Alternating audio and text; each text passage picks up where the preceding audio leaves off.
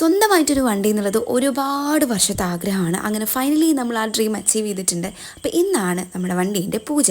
രാവിലെ തന്നെ ഞാനും അച്ഛനും അമ്മയും ലിനുവും കൂടെ അമ്പലത്തിലേക്ക് വണ്ടിയും കൊണ്ട് പൂജയ്ക്ക് വേണ്ടിയിട്ട് വന്നതാണ്. പൊതുവെ ഈ അമ്പലത്തിൽ നല്ല തിരക്കുണ്ടാവാറുണ്ട്. പക്ഷെ ഇന്നെന്തോ വലിയ തിരക്കിലൊന്നും പെടാതെ നമ്മൾ പെട്ടെന്ന് തന്നെ പൂജയെല്ലാം കഴിഞ്ഞു. അപ്പം അതേ ആരതിയൊക്കെ ഒഞ്ഞ് ചന്ദനമൊക്കെ തൊട്ട് മാലയൊക്കെ കെട്ടി നമ്മളെ വണ്ടി കൂട്ടപ്പനായിട്ട് ഇരിപ്പുണ്ട്. ഇനി നമുക്ക് നാരങ്ങയൊക്കെ വെച്ച് അവനെ ഇറക്കാം. സ്വന്തമായിട്ടൊരു വീട്, സ്വന്തമായിട്ടൊരു വണ്ടി എന്നൊക്കെ പറയുന്നത് ഏതൊരാളും ഡ്രീം ആയിരിക്കില്ലേ. അത് ഡ്രീം മാത്രമല്ല, ഒരു ബേസിക് നീഡും കൂടെ ആയിട്ട് എനിക്ക് തോന്നിയിട്ടുള്ളത് കേട്ടോ. ഒരു വണ്ടി ഇല്ലാത്തതിന്റെ വേദന ഞാൻ കുറെ അറിഞ്ഞതാ. ഒരുപാട് പേരുടെ പുറകെ ഒരുപാട് നടന്നിട്ടുണ്ട്. എന്തായാലും ഫൈനലി ആ ഡ്രീം അച്ചീവ് ചെയ്യാൻ പറ്റിയതിൽ ഒരുപാട് സന്തോഷം. അപ്പൊ ഇനി നമുക്ക് കുറച്ച് ഷോപ്പിംഗ് ആവാം.